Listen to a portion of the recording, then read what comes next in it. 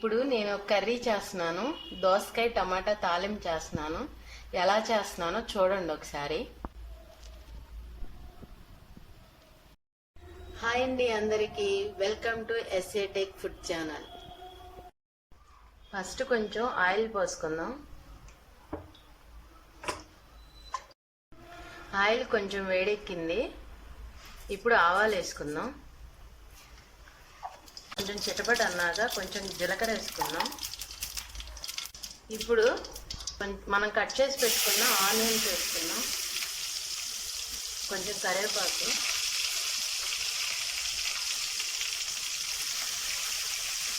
దీనిలోనే పచ్చిమిర్చి కూడా వేసేసుకుందాం.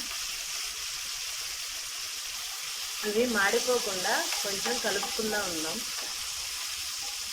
ఇప్పుడు మూత పెట్టేసుకుందాం. అవి మగ్గేంత వరకు మూత పెట్టేసుకుందాం. ఇప్పుడు ఒకసారి చూసుకుందాం. ఉల్లిపాయలు మగ్గిపోయినాయి. మరీ ఎక్కువగా మగ్గినా మాడిపోయినట్టుండి టేస్ట్ ఉండదు కర్రీ.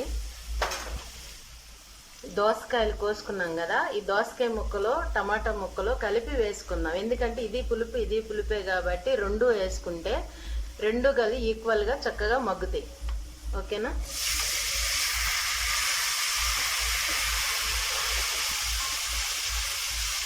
ఒకసారి తిప్పుకుందాం. ఈ త్వరగా మగ్గటానికి కొంచెం సాల్ట్ యాడ్ చేసుకుందాం. నేనైతే రాళ్ళుప్పు వేసుకుంటున్నాను. మీకు ఏది ఇష్టమో వేసుకోండి. 10 నిమిషాలు అయింది కదా, ఒకసారి మూత తీసి చూద్దాం. మళ్ళీ ఒకసారి కలుపుకుందాం. దోసకాయ టమాటా నీరే కాబట్టి చూడండి వాటర్ వచ్చింది. ఈ వాటర్ అంతా మగ్గి ఆ దోసకాయ ఉడికేంత వరకు మనం మూత తీసి చూసుకుందాం ఎలా ఉందో. చూసారా, ఒక చుక్క వాటర్ కూడా పోయికోకుండా ఆ దోసకాయలో వచ్చిన వాటర్ టమాటా జ్యూస్ రెండు మిక్స్ చేస్తే ఆ వాటర్తోనే ఉడికిపోయింది. కొంచెం కారం వేసుకుందాం. మేమైతే ఘాటు తక్కువ తింటాం కాబట్టి మేము చూసుకొని కొంచెమే వేసుకుంటాం. మీకు ఎంత కావాలో ఎవరెంత ఘాటు తింటారో చూసుకొని వేసుకోండి. ఇప్పుడు కలబెట్టుకుందాం. ఇప్పుడు కారం వేసుకున్నాం కదా, దీన్ని కొంచెంసేపు మగ్గనిద్దాం. ఒక 5 మినిట్స్ మగ్గనిస్తే ఫైనల్గా కర్రీ రెడీ అయిపోయింది.